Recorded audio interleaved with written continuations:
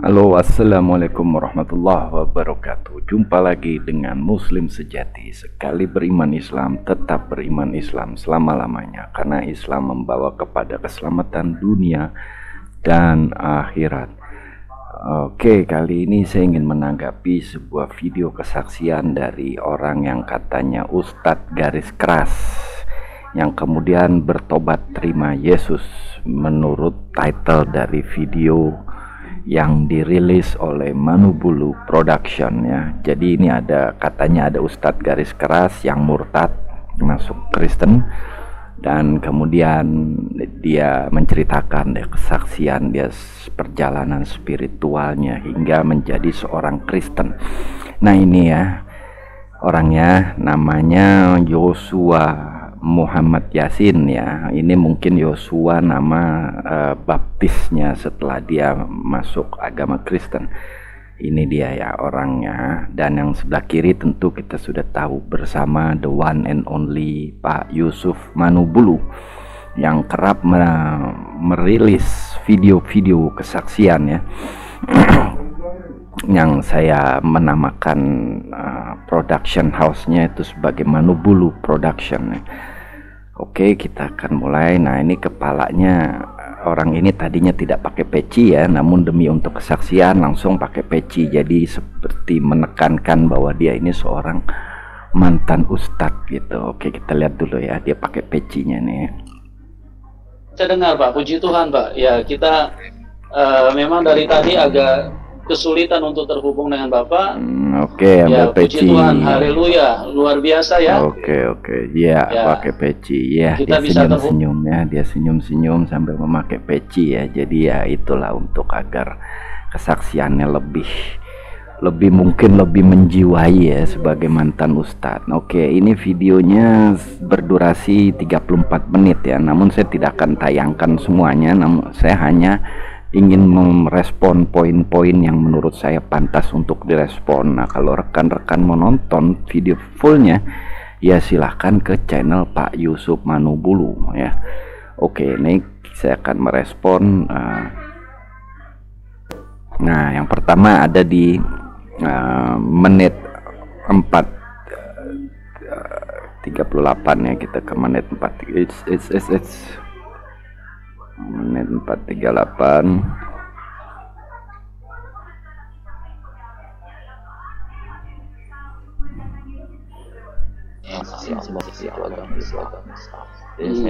Mau tahu ada ya ketika saya Oke, maaf nih. Iya. Ketika mengatakan inna Islam agama yang paling sempurna di sisi Allah, jadi saya mau tahu memerankan orang Kristen itu masuk jadi orang ya berusaha. Nah kalau soal inna indallahil Islam itu hanya klaim kebenaran dari agama Islam ya, bahwa memang agama yang diridhoi Allah itu memang Islam. Masa Allah mau bilang agama diridhoi itu selain Islam ya, itu namanya aneh kan. Begitupun dalam agama Kristen ada kalimat-kalimat yang serupa gitu, dimana Yesus mengatakan bahwa jalan ke Bapa hanya melalui aku ya, kurang lebih kalimatnya seperti itu. Saya lupa redaksinya, intinya kalau mau menuju Bapa harus melalui Yesus. Nah apakah ini bukan kalimat sejenis gitu, walaupun redaksinya, diksinya berbeda, namun intinya juga merupakan klaim kebenaran. Bagi saya ini tidak ada yang salah gitu. Islam mengatakan bahwa Islam hanya Islam lah agama yang diridhoi, begitupun ya, Kristen mengatakan bahwa hanya melalui Yesus lah jalan keselamatan dan sebagainya gitu. Nah, namun yang menjadi masalah orang ini yang namanya Yosua Yasin ini, yang menjadi masalah adalah orang ini katanya dengan ayat inna dina indallahil Islam dia terus menjadi radikal, ingin ngebunuh umat Kristen dan sebagainya. Ini kalau saya lihat nih hanya kesalahan dia aja memahaminya ya. Karena saya memahami ayat itu Inna indallahil dinil Islam itu di kepala saya tidak ada keinginan untuk membunuhi orang Kristen, ngawur banget gitu ya. Malah saya memandang bahwa dengan keberadaan ayat ini semakin menumbuhkan iman saya terhadap Islam. Itu aja efeknya ya, dan saya yakin mayoritas umat Islam pun berpendapat sama seperti saya. Nah, kalau ada yang berpendapat seperti Yosua ini ya, saya bingung mungkin dia gimana cara memahaminya gitu. Nah, begitupun ya intinya gitulah, dalam agama Kristen pun juga ada ayat sejenis yang kalau mungkin ada umat Kristen yang mempunyai pemikiran ekstrim seperti Yosua ini ya, mungkin bisa juga berpendapat bahwa umat lain ini harus dimusnahkan ataupun gimana gitu ya. Itu kan tergantung pribadinya.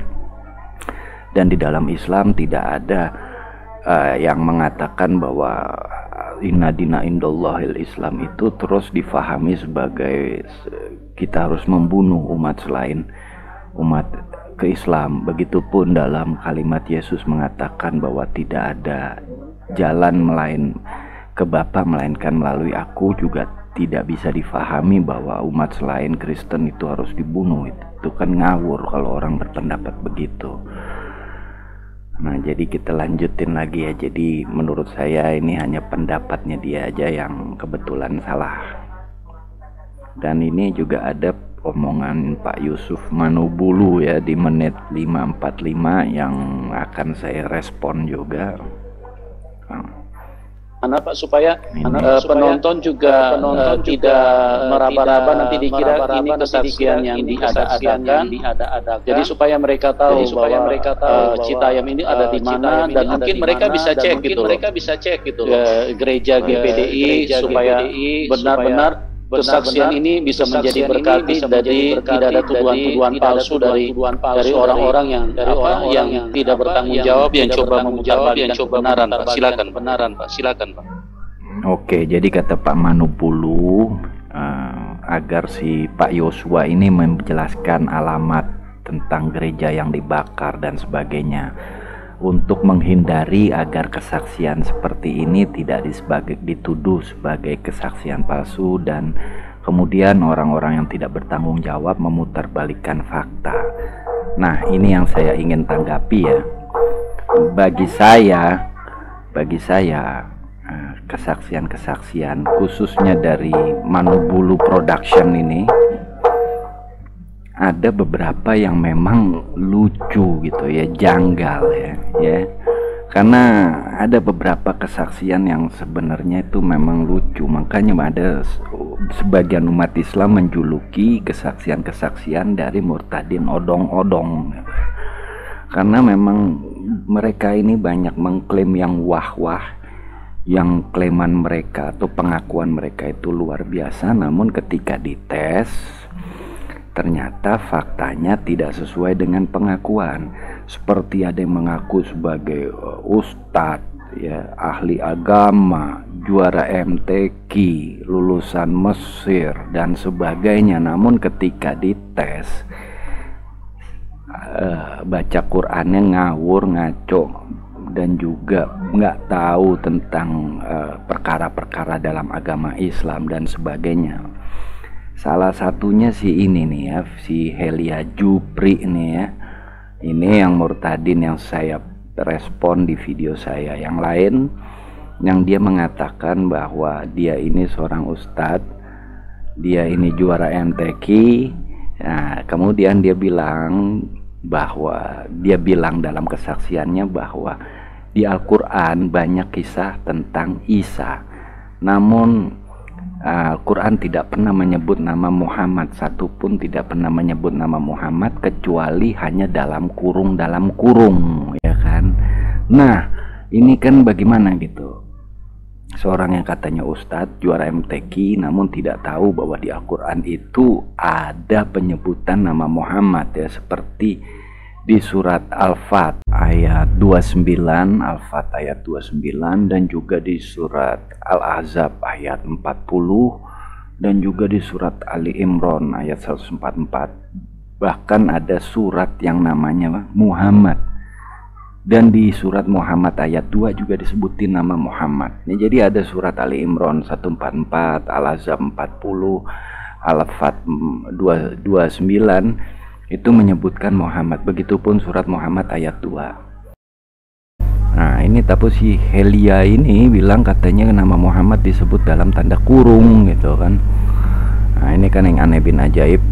Maka itulah orang curiga bahwa ini kesaksiannya odong-odong gitu. Jadi Pak Manubulu harusnya menyadari gitu, karena selama ini seringkali video-video kesaksiannya Pak Manubulu, orang-orang yang bersaksi di video Pak Manubulu itu direspon oleh umat Islam, dan umat Islam yang merespon itu bertanggung jawab semua berdasarkan data dan fakta, bukan hanya memutarbalikan fakta. Anda ini sudah membentuk opini yang salah, membentuk opini jelek terhadap umat Islam yang merespon murtadin yang memberi kesaksian di video Anda. Oke, kita lanjut lagi di menit yang kelima. Maaf, bukan menit yang kelima, menit 956 ya.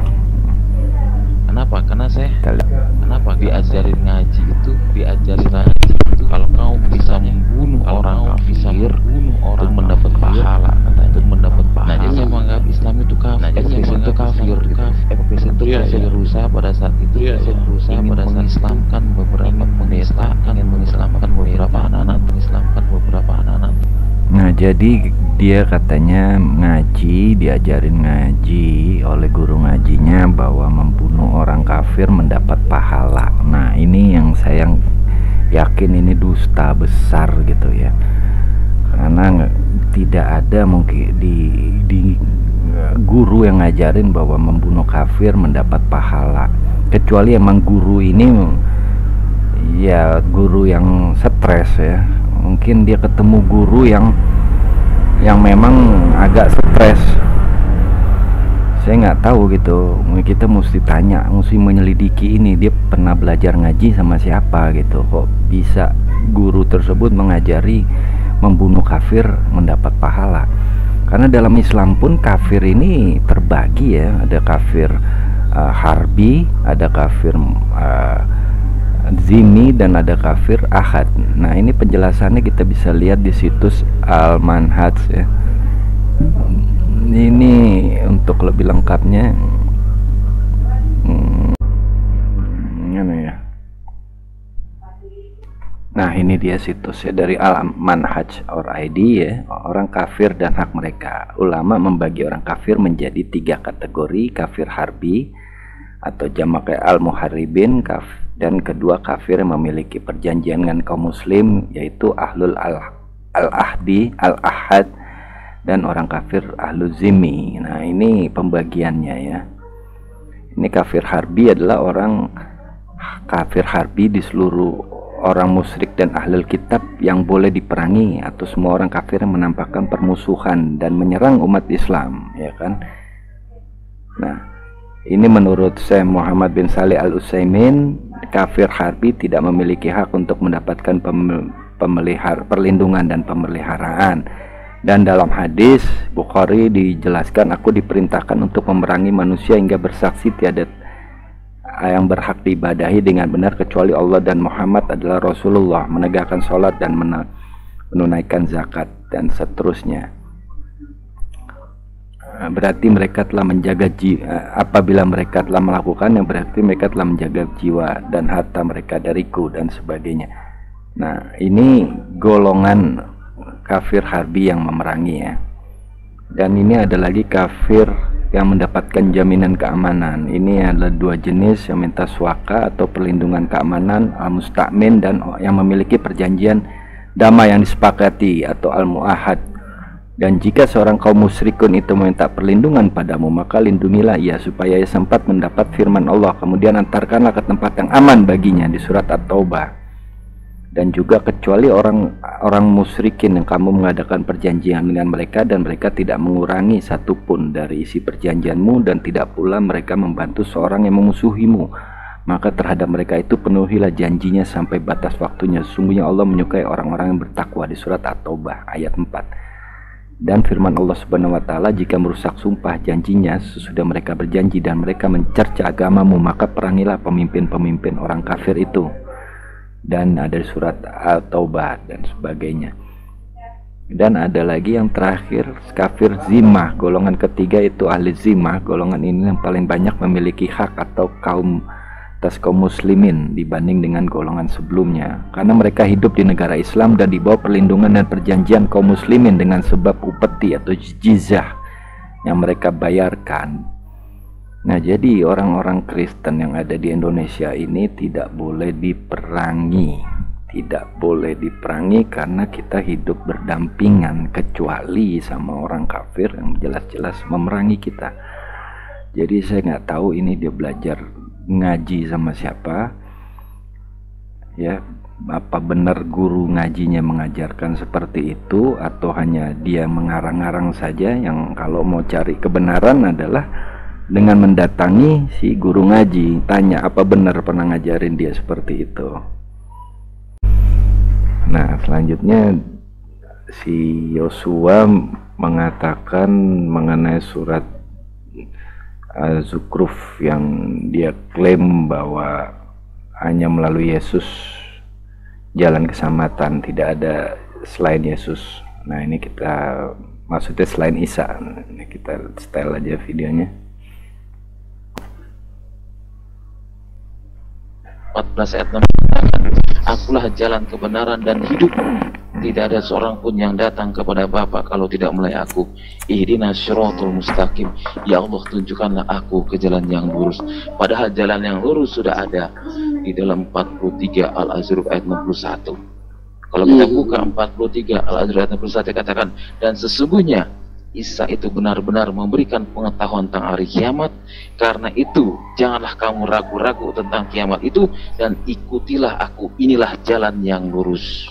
Kenapa Al-Quran bisa mengatakan kata Isa? Karena satu-satunya yang bisa memberikan jalan keselamatan hanya Isa, yang bisa memberikan keselamatan buat umat manusia. Jadi dia bilang bahwa surat Az-Zukhruf menyatakan bahwa hanya Isa jalan keselamatan satu-satunya. Ini lagi-lagi ngawur, tidak ada dalam surat Az-Zukhruf yang menyatakan hal itu, ya. Dalam surat Az-Zukhruf hanya diterangkan bahwa Islam merupakan tanda hari kiamat, dan ikutilah Isa bahwa Islam ini memberi pengetahuan tentang hari kiamat. Namun bukan hanya dia yang memberi pengetahuan tentang hari kiamat, dan ayat itu tidak mengatakan hanya di Isa atau Isa satu-satunya. Ini kesimpulan dari si Yosua, ya. Yosua sudah membuat kesimpulan dari teks Al-Quran yang teks tersebut tidak pernah menyebutkan bahwa hanya Isa memberi pengetahuan tentang hari kiamat. Kalau soal memberi pengetahuan tentang hari kiamat, Al-Quran itu banyak sekali pemberitaan tentang hari kiamat, ya. Banyak sekali. Nabi Muhammad ini bahkan tidak hanya memberitahu tentang keadaan kiamat, namun keadaan surga dan neraka Nabi Muhammad memberitahu. Berarti Nabi Muhammad ini udah fasenya itu tidak hanya kiamat, namun setelah kiamat pun Nabi Muhammad memberitahu. Namun tentu saja pengetahuan Nabi Muhammad dari Allah. Begitupun Isa memberitahu tentang kiamat kepada umatnya, itu dari Allah. Nah, ini seperti kita lihat nih di Al-Quran, ada tentang kiamat, ya. Apabila terjadi hari kiamat, terjadinya tidak dapat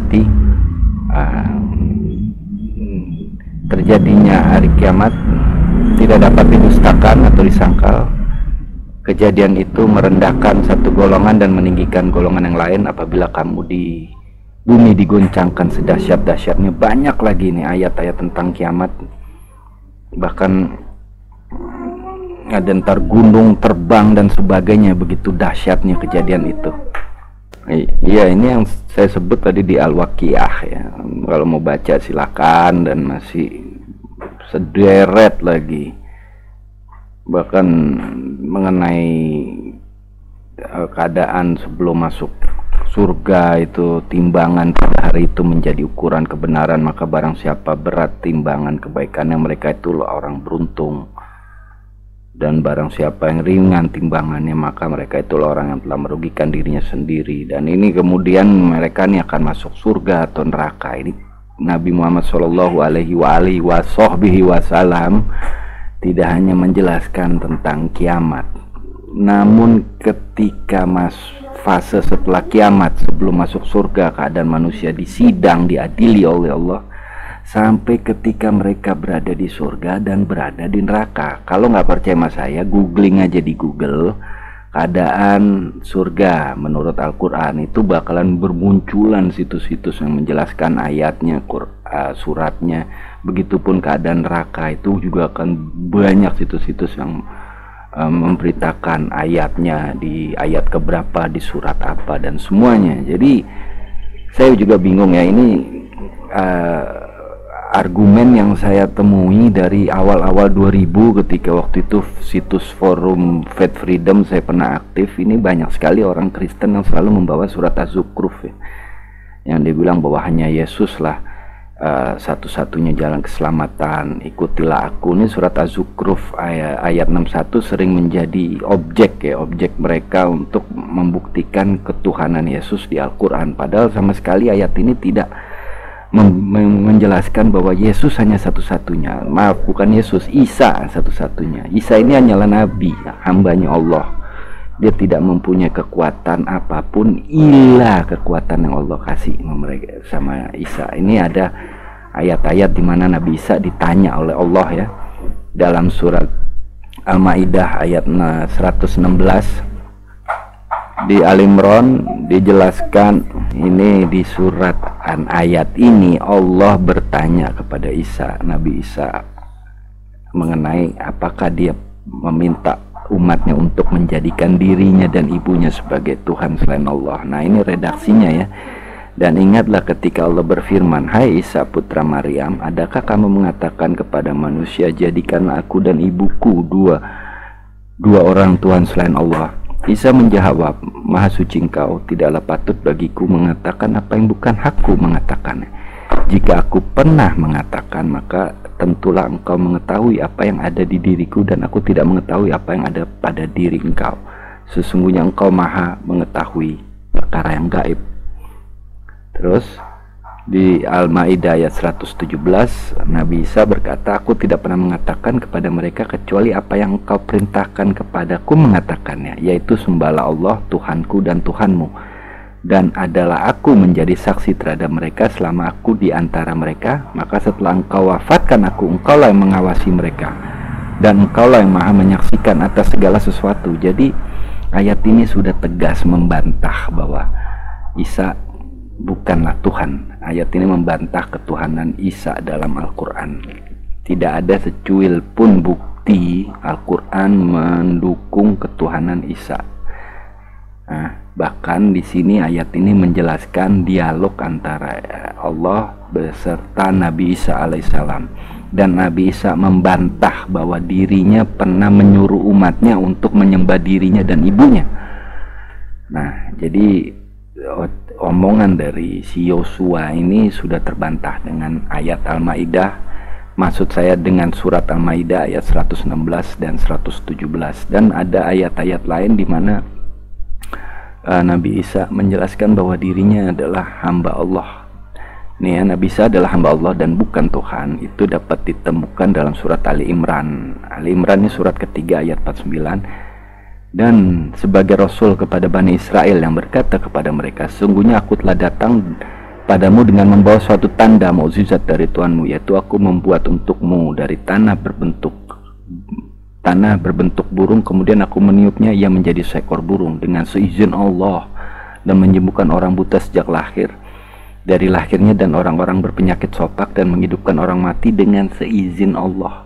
Dan aku kabarkan kepadamu apa yang kau makan dan kau simpan di rumahku. Sungguhnya yang demikian itu salah satu tanda mukjizat atau mukjizat ya, kebenaran kerasulanku. Nah, itu juga, wahai ahli kitab, janganlah kamu melampaui batas dalam agamamu, janganlah kamu mengatakan terhadap Allah kecuali yang benar. Sungguhnya Al-Masih Isa putra Maryam adalah utusan Allah yang diciptakan dengan kalimatnya yang disampaikannya kepada Maryam.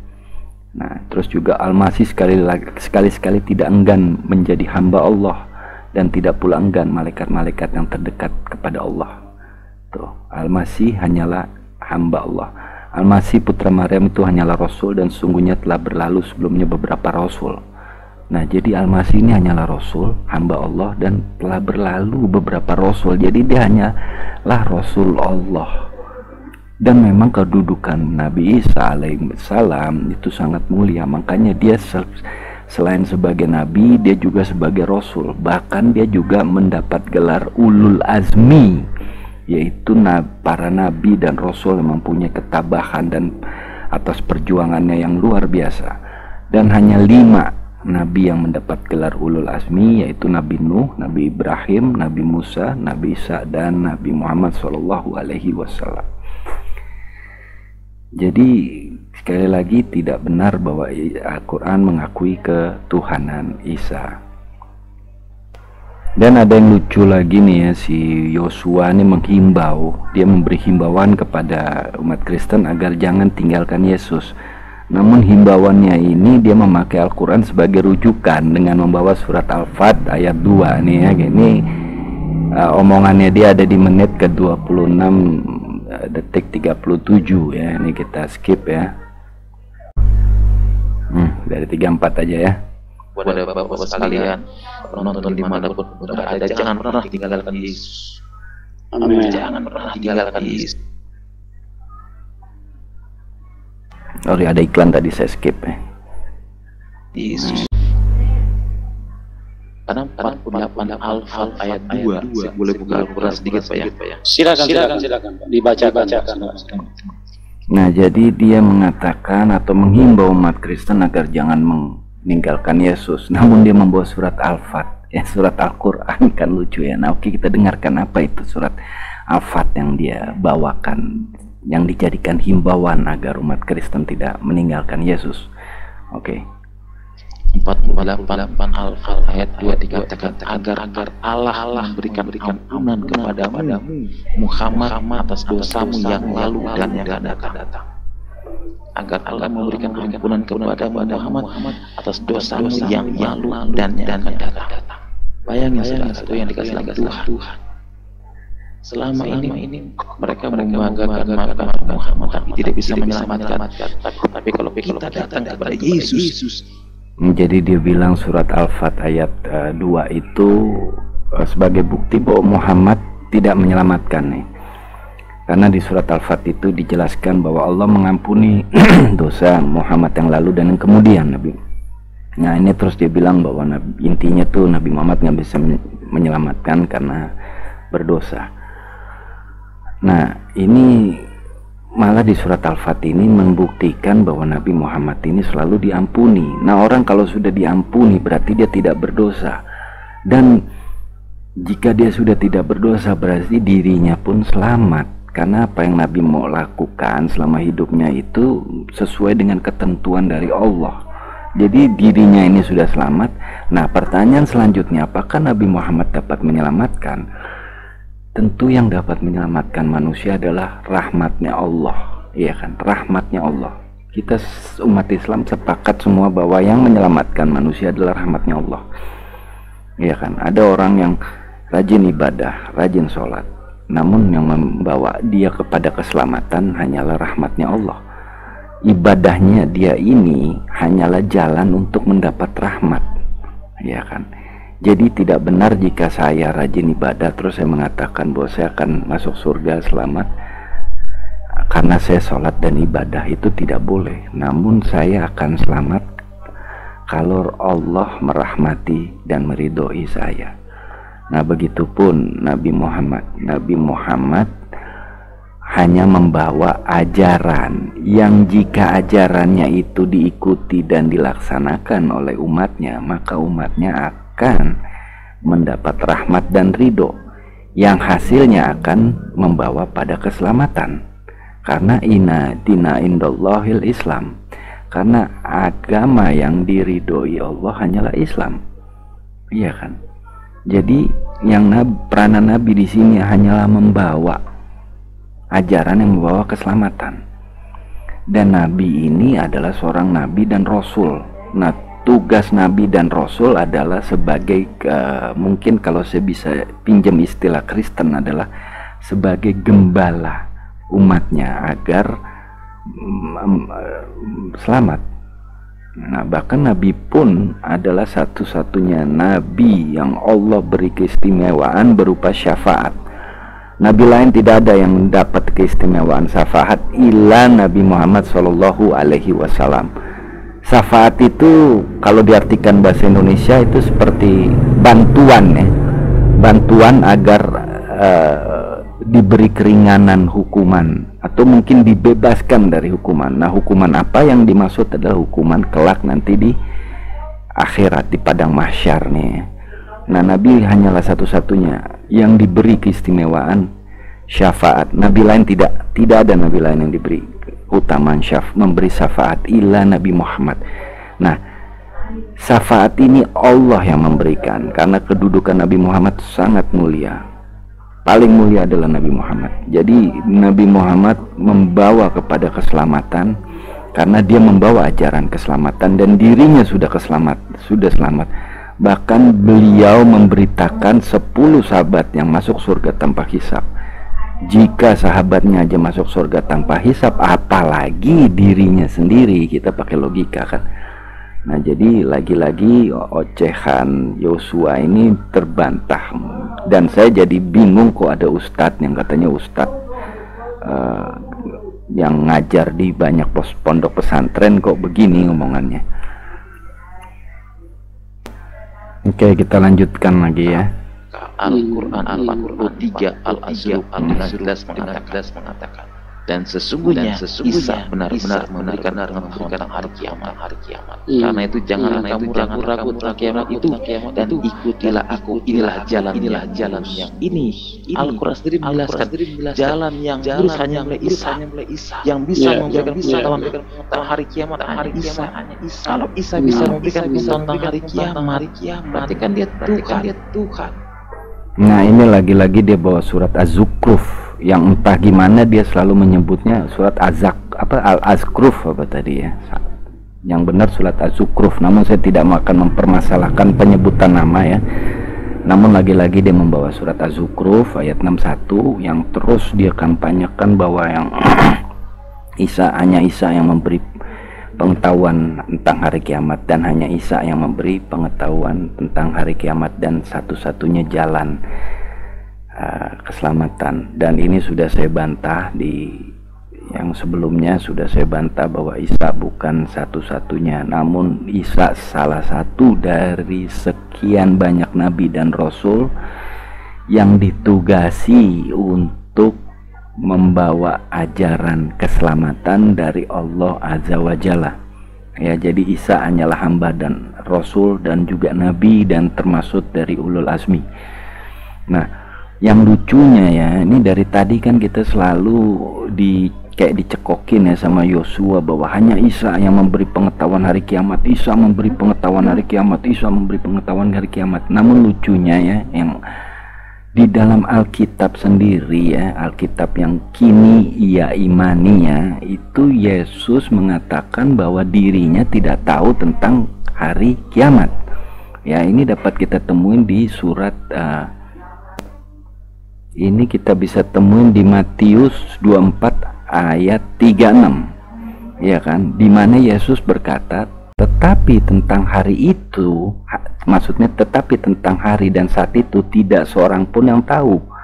Malaikat-malaikat di surga tidak, dan anak pun tidak, hanya Bapa sendiri yang tahu. Jadi Yesus menurut Bible tidak tahu tentang hari kiamat, ya kan? Ini kenapa si Yosua tidak membaca surat Matius 24 ayat 36 ini gitu loh.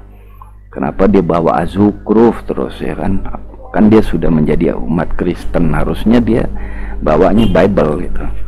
Nah, di Bible malah membantah pengakuan dia gitu bahwa Yesus memberi pengetahuan tentang hari kiamat, namun Bible mengatakan Yesus tidak tahu tentang hari kiamat.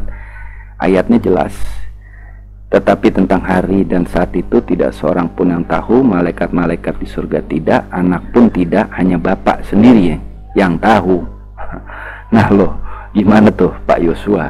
Udah baca ayat ini belum Pak Yosua? Nah, kok Anda tidak membaca ayat ini malah lari-lari ke Quran? Kan Anda udah bukan muslim lagi. Kenapa Anda mencari kebenaran agama Anda dengan membawa-bawa Al-Quran? Ya kan? Nah, ini kalau kita baca lagi di versi AYT ya, saya nggak tahu nih versi apa deh. Pokoknya saya di alkitabsabda.org ya. Ini kan versi TB, ini versi AYT. Tertulis akan tetapi mengenai hari dan waktunya tidak ada satupun yang tahu, malaikat di surga juga tidak, sang anak pun tidak, tetapi sang Bapa saja yang tahu.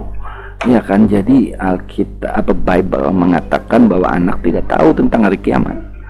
Nah, ini jadinya membantah omongan Anda yang mengatakan bahwa dengan begitu ya Isa pasti Tuhan dong, karena hanya Tuhan yang tahu tentang hari kiamat. Nah, namun di Al-Quran dibantah bahwa Isa satu-satunya pemberi pengetahuan tentang kiamat, dan di Bible Anda pun membantah bahwa Isa tidak tahu tentang hari kiamat, atau Yesus tidak tahu tentang hari kiamat. Nah loh, ayo.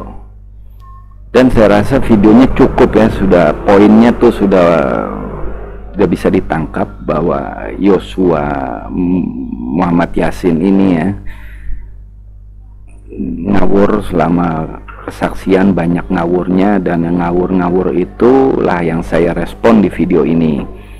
Dan seperti biasa, umat Islam akan selalu merespon setiap kali agamanya dan Al-Qur'annya disalahfahami atau dipelintir dan diobok-obok oleh orang-orang yang berada di luar Islam. Ini hanya merespon agar masyarakat tahu yang benar gitu. Karena zaman sekarang ini media komunikasi ini sudah canggih dan kita bisa mencari kebenaran melalui media internet, dan oleh karena itu umat Islam seperti saya menyuguhkan informasi yang benar agar orang tahu. Baiklah, jadi agar Pak Yusuf Manubulu ya juga melihat bahwa ini saya menghadirkan video ya berdasarkan fakta dan tidak memutarbalikkan kebenaran dan bukan tuduhan palsu. Ya kan, kami menghadirkan fakta dan kebenaran. Anda bisa cek semua referensi yang saya bawa di video ini, tidak ada yang palsu. Nah, jadi ya begitulah video tanggapan saya, dan kebetulan sudah mau masuk sholat asar. Saya akhiri aja videonya dan juga udah kepanjangan, dan terima kasih sudah menyaksikan. Seperti biasa, sekali beriman Islam tetap beriman Islam selama-lamanya, karena Islam membawa kepada keselamatan dunia wal akhirat. Terima kasih sudah menyaksikan. Assalamualaikum warahmatullahi wabarakatuh. Sampai jumpa lagi di video-video saya berikutnya.